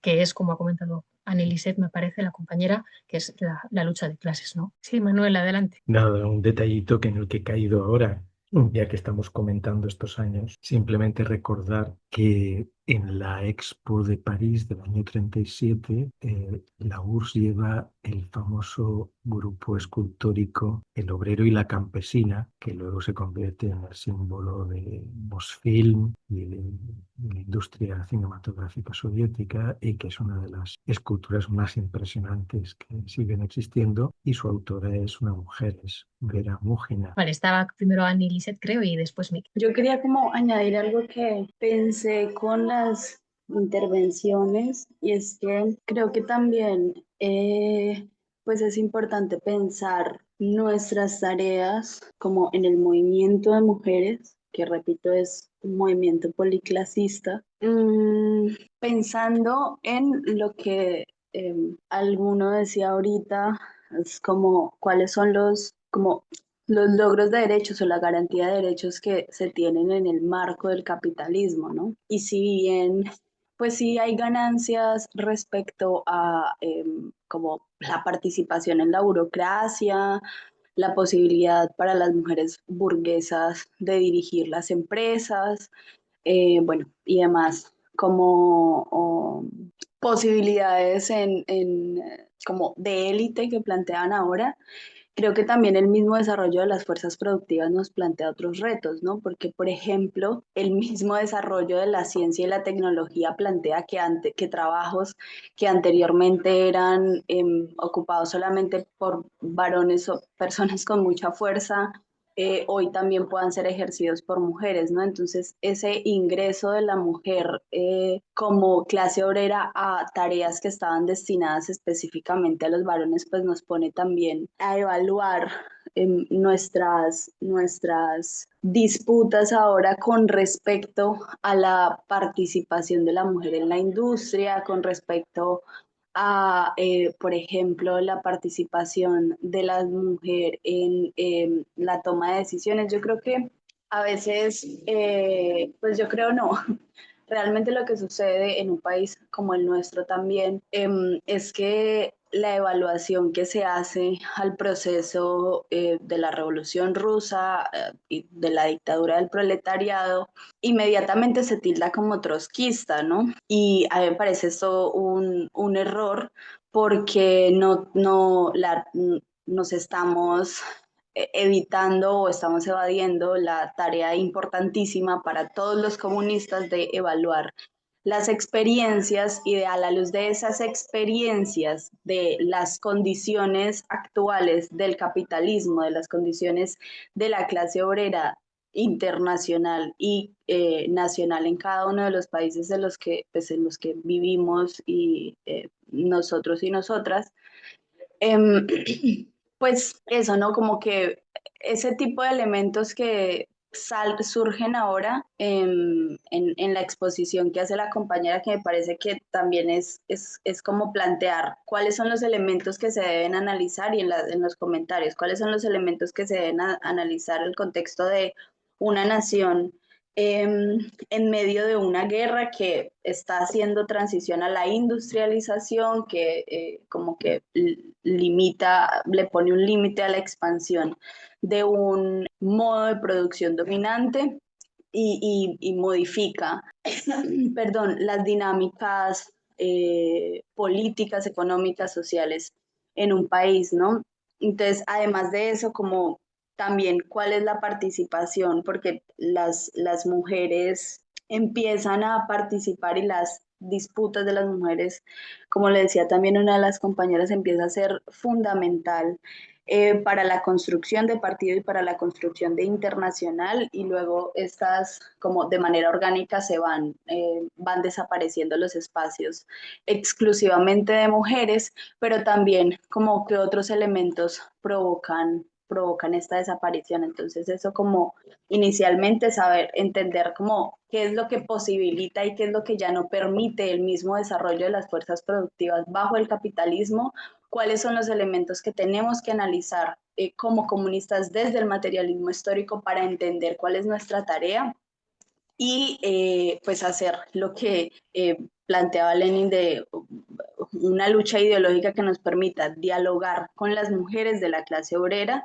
y disputar en el mismo movimiento de mujeres la ideología pequeño burguesa del feminismo. Miquel, Hola. No, dos cositas solamente que me han llamado la atención. Una respecto a lo que he oído aquí ahora, ¿no? Esta sesión, de que la motivación de la prohibición del aborto abiertamente se decía en los textos que hemos leído, un poco para motivar la corresponsabilidad del hombre, pero entonces lo que no entiendo es por qué abiertamente también no se decía que había una necesidad de aumentar el índice de natalidad, ¿no? Si era un tema tan importante como el que estáis mencionando aquí. Me llama la atención que no se dijera abiertamente una cosa que era tan clara, ¿no? En cambio, sí se dijera claramente pues el otro carácter motivante, que es la no manutención de las hijas e hijos por parte de los padres, ¿no?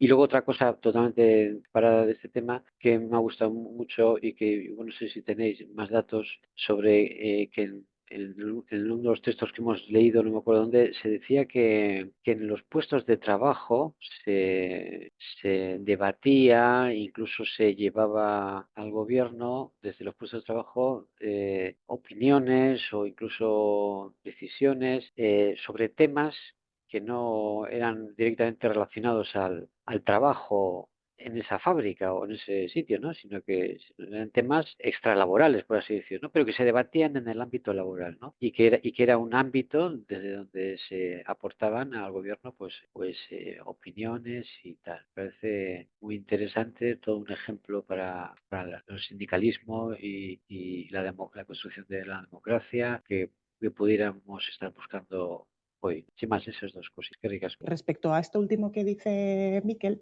lo vamos a ver en las siguientes sesiones que le dedicamos a la Unión Soviética, precisamente cómo era la toma de decisiones, y además cómo realmente el ejercicio de una democracia entendida de una forma participativa, directa, permitía este tipo de cuestiones. Yo tampoco sé por qué no menciona el tema de la necesidad de aumentar la natalidad en el prefacio del aborto. De todas formas, supongo que de alguna manera sí es verdad que esto pueda ser la culminación o la consecución de unos principios que estaban establecidos, pues eso, 20, 30 años atrás, de cómo desarrollando nuestra sociedad socialista y garantizando una maternidad libre, vamos a poder llegar a un momento en el que el aborto no sea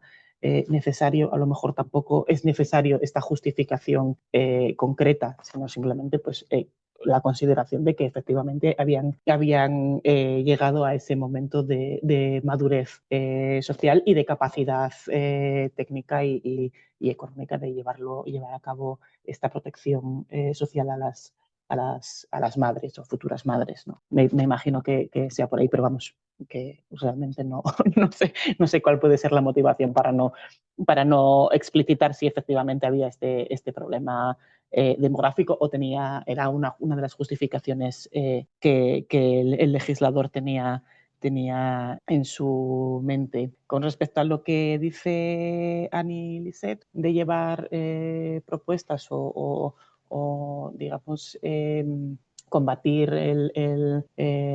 las derivas pequeño burguesas en los movimientos de mujeres, pues digamos que la intención de este seminario es precisamente pues hacer este estudio sistemático de todas estas experiencias históricas que nos puedan alimentar y poder saber enfrentar los problemas desde esta perspectiva materialista, los problemas a los que ya se han enfrentado ellos y poder hacer quizás una similitud con los que nos podamos encontrar nosotros en este ámbito. Entonces, bueno, estamos en ello, estamos estudiando cómo enfocar estas cuestiones al ámbito externo. Por completar lo que le has respondido a Miquel, no lo hemos mandado a leer porque que yo sepa solo lo hemos encontrado en inglés y además hemos priorizado pues, el análisis que hacían del mismo, sobre todo Kollontai, ¿no? Pero el decreto en sí, el de 1936, sí menciona explícitamente la cuestión demográfica, ¿eh?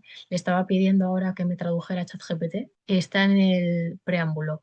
Dice, al mismo tiempo, el Comité Ejecutivo Central y el Consejo de Comisarios del Pueblo de la URSS consideran que el crecimiento de la población de la URSS constituye un hecho de la mayor importancia y que por consiguiente es necesario fomentar y estimular el aumento de la población de la URSS. O sea, sí que se menciona como uno de los motivos. Lo que no se menciona es la parte de la previsión de la guerra, efectivamente. Sí, claro, sí, es verdad.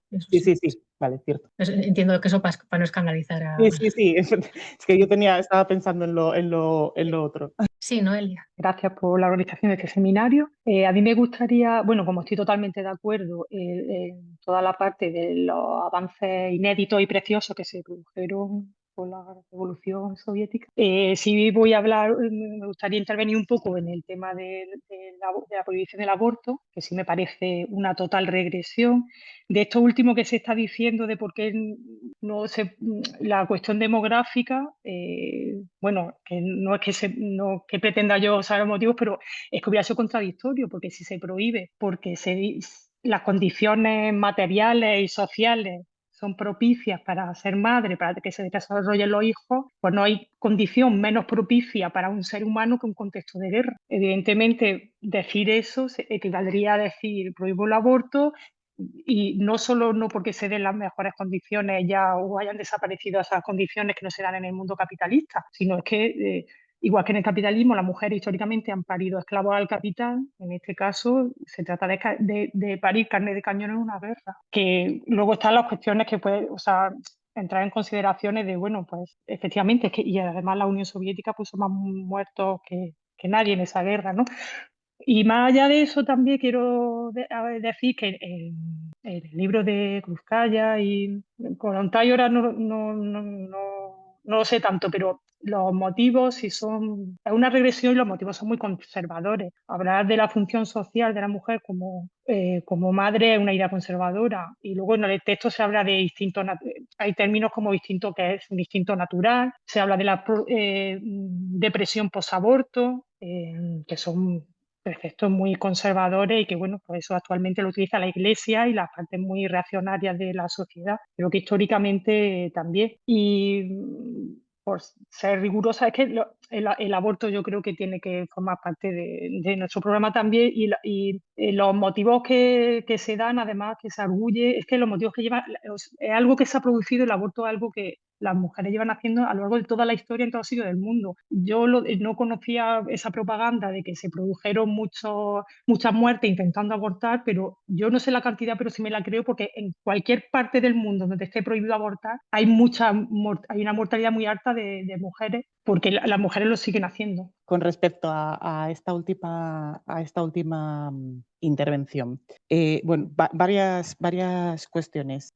No hay condición menos propicia para ser madre que un contexto de guerra, sí, pero hay que entender que era, o sea, en mi cabeza es una...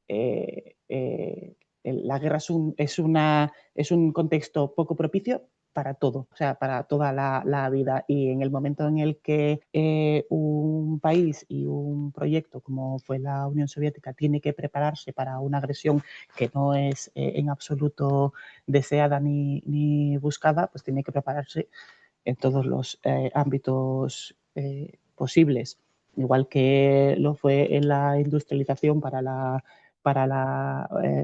fabricar armas y en la colectivización del campo para asegurar la alimentación, pues esto no dejaba de ser, o sea, viéndolo de manera un poquito fría, pero es una realidad que no dejaba de ser una necesidad. No tanto, yo no creo que fuera tanto carne de cañón para las guerras, porque si se preveía un conflicto inminente, más bien sería ciudadanos para que sigan existiendo esta sociedad después de lo que viene en la guerra. Pero bueno, yo entiendo perfectamente digamos, la crítica o el pero que se pone, pero bueno, hay que, digamos, de alguna manera hay que alejarse un poquito, porque al final la carne de cañón para la guerra eran todas las personas que estaban viviendo en aquel momento en la Unión Soviética, los 22 millones de muertos que pusieron, que probablemente no, seguro, ninguno fue de los nacidos a partir de, o sea, que hubieran sido eventualmente abortados si no hubieran podido serlo en estos años, porque era el año 36. Pero vamos, es una realidad que había que preparar el país en todos los ámbitos posibles, y si uno de los que consideraban era una demografía que era desfavorable, pues es entendible que por lo menos que fuera uno de los motivos que se arguyeran para hacer esta ley, o por lo menos a mí me parece razonable.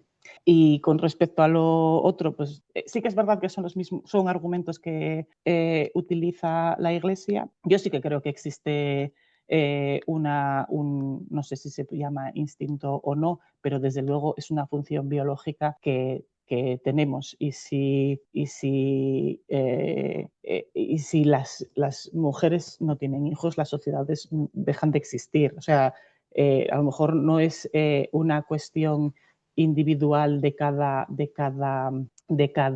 sea, no es una cuestión de cada individuo, o sea, entender ese instinto como algo animal que no se pueda refrenar, pero desde luego, o sea, es parte de nuestro ciclo vital, es la reproducción como seres biológicos, o sea, como animales que somos, o sea, aunque seamos animales sociales y trabajadores. Es algo que creo que no es, vamos, no se puede negar. Y sí que es verdad que hace referencia a la depresión posaborto, y yo no encontré ninguna, lo comentamos en el, bueno, los que estamos aquí organizando el seminario, y no encontramos ningún dato concreto al respecto, y esto es una opinión personal y basado en la experiencia de conocer a gente que ha sufrido o sea, que ha pasado por este trance, y yo creo que el aborto no es una cosa ni inocua ni banal,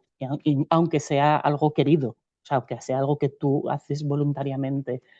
No creo que sea algo que pase por tu cuerpo y por tu mente sin dejar, bueno, pues en algunos casos puede ser que sí, ¿no? Pero vamos, de forma general, sin dejar ningún tipo de rastro, aunque no sea una depresión.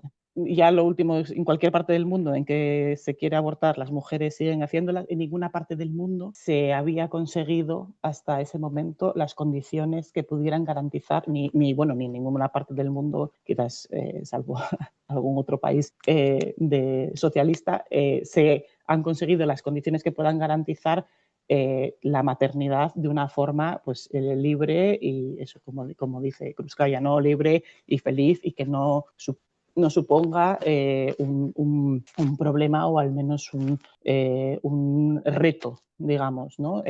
A la hora de desarrollar tu vida, tener que pensar en esta cuestión porque no tienes garantizadas determinadas cuestiones. Francisca. Sí, yo estoy muy de acuerdo con la última interviniente. Yo creo que la biología no es el destino en absoluto. Creo que obligar a una mujer a dar a luz, a criar, a gestar, parir, criar a un hijo con lo que eso significa, de pérdida absoluta de autonomía, de libertad.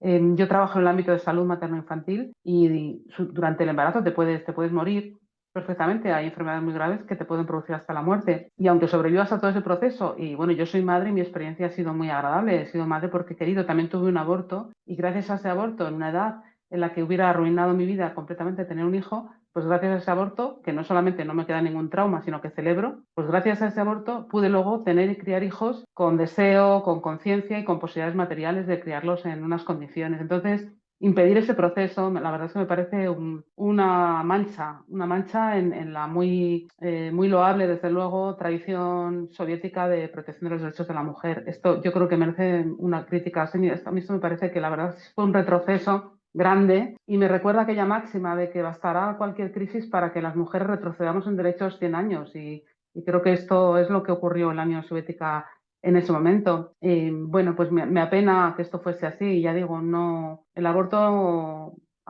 creo que si muchas mujeres que lo toman esta decisión libremente lo pasan mal, creo que puede tener también que ver con el estigma que hay sobre el aborto, ¿no? Yo creo que habría que celebrar el aborto y dejar de verlo pues una cosa tristísima. Creo que la Iglesia Católica fundamentalmente es la que más sesgos y más maldiciones ha realizado sobre el aborto, pero que en realidad si tú comparas los perjuicios que te puede causar para tu vida tener un hijo con malestar físico que puedes sentir o incluso psíquico, las dudas, pues claro, compensa claramente y esto creo que es que hay que celebrarlo como una libertad. Yo creo que la dignidad de la persona se arruina completamente con la obligación de ser madre. Creo que no está justificado bajo ningún concepto que ser madre. Y además, no tiene nada que ver con esto de las condiciones, pero si muchas mujeres quieren y desean ser madres. Yo misma, fue mi caso, y el de tantas mujeres. Entonces, ¿por qué obligar a aquellas? O sea, ¿bajo qué ley, bajo qué concepto se puede obligar a las mujeres que no quieren ser madre a hacerlo? Esto es lo que me parece que no es aceptable, que no es correcto, porque hay muchas que sí quieren ser madre. Entonces ayudemos a esas mujeres, pero no impongamos nunca jamás algo así, algo tan grave. Ese último escalón de la dignidad que yo considero que es como quedarte embarazada y no poder tener que proseguir forzosamente ese embarazo y dar a luz a una criatura. No digamos ya si es para la guerra, ¿no? Si es para que sea carne de cañón, para que muera. Creo que esto, me parece que el Estado no tiene derecho a imponer esto a ningún ser humano. Nada más, gracias. Y igual por responder y darle un respeto también a Lucía. Yo creo que se puede discutir, y bueno, creo que estamos discutiendo, ¿no? Si la medida que se tomó en el 36 fue acertada o no, si la situación, tanto material, que creo que material sí, pero subjetiva de la sociedad en ese momento había llegado al punto que creían que había llegado o no. Eso se puede debatir. Yo no tengo una posición tajante al respecto y creo que ninguna de las que organizamos, de hecho, lo hemos comentado varias veces al preparar la sesión. Lo que sí creemos que es importante mencionar, que nos lo comentó David cuando estábamos preparando la sesión, es que lo que sí que parece claro es que la decisión que se toma de, de restringir el aborto o prohibir el aborto en este momento no respondía a una falta de interés por la situación de las mujeres en el socialismo, sino que prácticamente lo contrario, ¿no? O sea, es un cúmulo de políticas que parten pues de una convicción de que la emancipación de las mujeres pasa por garantizar socialmente esa maternidad y por eliminar las condiciones materiales que harían del aborto una necesidad, como es en los países capitalistas, como ha sido desde hace muchos años y como sigue siendo hoy en día. Luego, pues igual por volver a reforzar la idea en la que ha incidido Lucía, que precisamente en el contexto de 1936, porque se acercaba esa terrible guerra contra el fascismo, era necesario fortalecer el proyecto comunista, o sea, el proyecto socialista. Eso no significa que esos niños fueran a ser carne de cañón, porque como ha dicho Lucía, es que ni siquiera eran, o sea, ni siquiera por edad, o sea, por cuando nacían no iban a ir a la guerra, sino que era más bien fortalecerla en ese contexto, en el contexto en el que sale este decreto y se toma esta decisión, era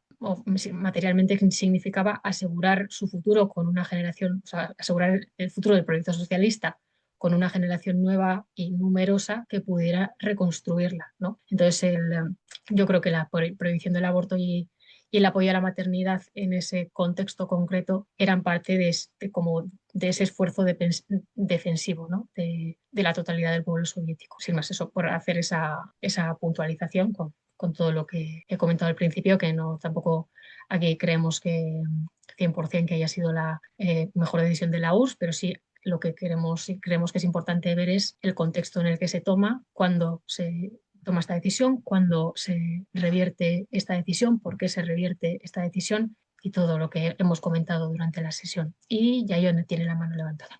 Bueno, yo a raíz de los comentarios que estáis haciendo, comentaría o quisiera comentaros un par de cositas, ¿no? Me parece que no podemos comparar o por lo menos criticar o juzgar una decisión tomada en 1936 con todo lo que sabemos ahora y con los criterios que consideramos conservadores ahora. Entiendo que una argumentación así sí sería conservadora ahora, y la es, vamos, de la Iglesia o de los sectores más conservadores, de la derecha y ultraderecha de los países occidentales, de cultura occidental. Claro que es conservadora. Yo entiendo que en el 36, pues posiblemente no. Creo que es un error juzgar una decisión o un criterio desde lo que sabemos ahora. Y también la misma línea.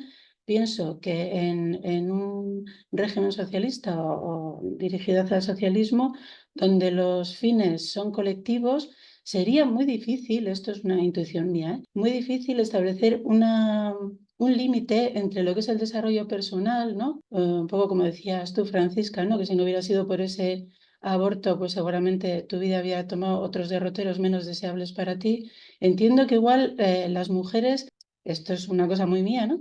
Que tampoco tenían muy desarrollado eso del desarrollo personal o de sus objetivos personales, mucho más allá del reconocimiento a la participación en la participación política o económica del país, y que el punto de vista es diferente. Yo con eso no estoy argumentando, no quisiera argumentar que estoy de acuerdo o en desacuerdo, simplemente que me faltan muchos datos para juzgar si fue un acierto o no. Pero de la misma manera que en China, tampoco sé ahora mismo a qué periodo de la historia estamos hablando. En China se decide lo de la política del hijo único y se argumenta desde el punto de vista de que sería insostenible con la cantidad de gente que vivía en ese momento en China, pues que todas las familias tuvieran más de un hijo.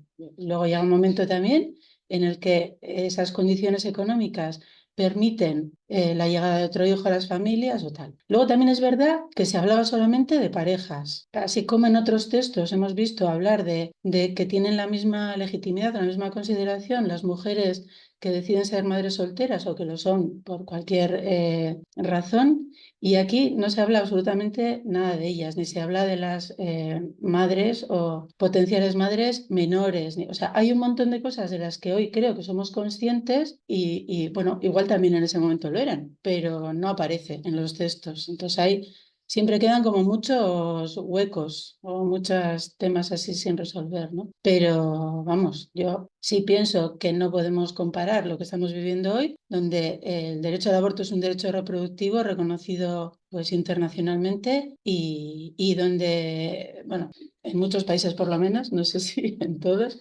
pero y que va precisamente a paliar o a evitar esas vidas destrozadas, ¿no?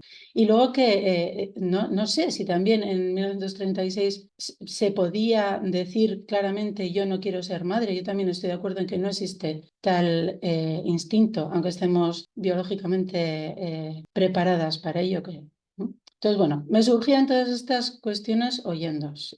No sé si la estoy liando más o sin más. Venga, muchas gracias. Es que ricasco. Damos palabra a Miquel y si os parece por la hora que es ya la vamos cerrando después de esta intervención. Vale, gracias por liarla un poquito más. También pienso que, claro, si el campo de juegos, el Estado toma decisiones, ¿no? Entonces, el problema de siempre, ¿no? En su época y en la época de ahora, pues también parece que el Estado tiene que existir y tiene que tomar decisiones, ¿no? Pero claro, que en una cosa tan personal, aunque haya intereses de Estado, que se decida sobre el futuro individual, ¿no?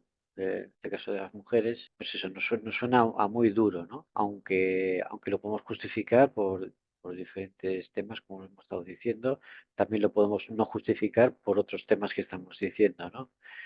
Sea como sea, extrapolo un poco el tema y digo, claro, hasta qué punto tiene que haber un Estado que determine estas cosas personales, ¿no? Cuando podía también el Estado decir, oye, pues el que quiere abortar, que aborta, y el que no quiere abortar, que no aborte, ¿no? Es decir, la postura de un Estado siempre va a determinar mucho la libertad de las personas. Y ese es pues otro debate simplemente, nada más. Manuel. Sí, yo quería simplemente, por ser muy breve, señalar, en primer lugar, quién fue el primer Estado que reconoció el derecho al aborto. Fue la Rusia soviética. ¿Cuándo se reconoció en Italia o en España? Es decir, no podemos olvidar, yo creo que cometemos un pecado de anacronismo el estar intentando leer con gafas de 2026 un hecho que se produce nos guste más o nos guste menos, ¿eh? Ahora, una cosa es que nos guste más o nos guste menos y otra cosa es la importancia que le damos a ese hecho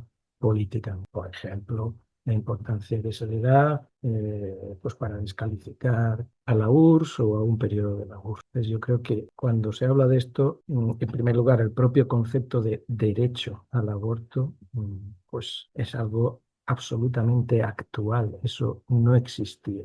Y el primer estado que legaliza al aborto es la Rusia soviética, no me acuerdo si en el 18 o en el 20. Contar los años que faltaban para que el siguiente país, que no sé quién fue, legalizase el aborto. Pero mirad alrededor y del caso de España, de Italia, de Francia, etc. Eso por un lado. Y por el otro lado, yo lo que creo que ahí se estaba y que hace un poco incomparables las situaciones, ya habéis insistido en ello, es que la ideología que hay detrás, digamos, de ese movimiento, de ese paso atrás, si queréis, es una en la que se dice, bueno, tenemos necesidad de aumentar la población por las razones que ya hemos comentado aquí, algunas de las cuales no se pueden decir, obviamente.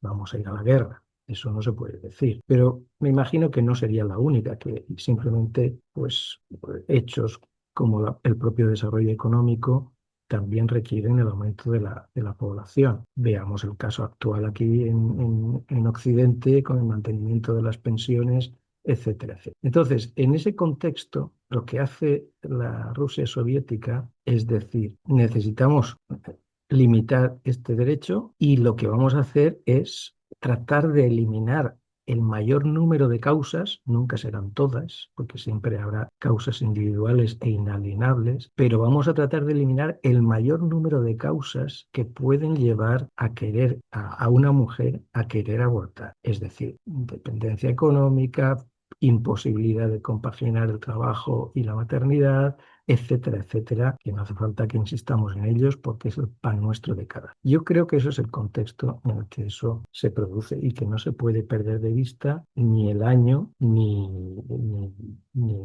la comparativa internacional. De igual manera que tampoco se puede perder de vista cuando se analiza la coyuntura histórica, pues uno puede llamarlo criar carne de cañón, pero supongo que ellos lo llamarían de otra manera, lo llamarían defender la patria socialista. Tan claro como eso, es defender la patria socialista. Para que se entienda mejor, poneos en la situación actual de los palestinos en Gaza. Yo la verdad es que iba a hablar, pero no tengo nada que añadir después de lo que acaba de decir Manuel. Por mí quedamos por cerrado así. Pues cerramos así entonces, sí. Vale, pues bueno, muchas gracias por todas las aportaciones, porque ya nos imaginábamos que iba a ser un tema que tendría bastante debate. Y nada, muchas gracias también por pues el tono y en el que se ha mantenido el debate, que yo creo que ha permitido que podamos todos comentar lo que considerábamos y explicarnos de la mejor manera. Que tengáis una buena semana y un saludo revolucionario.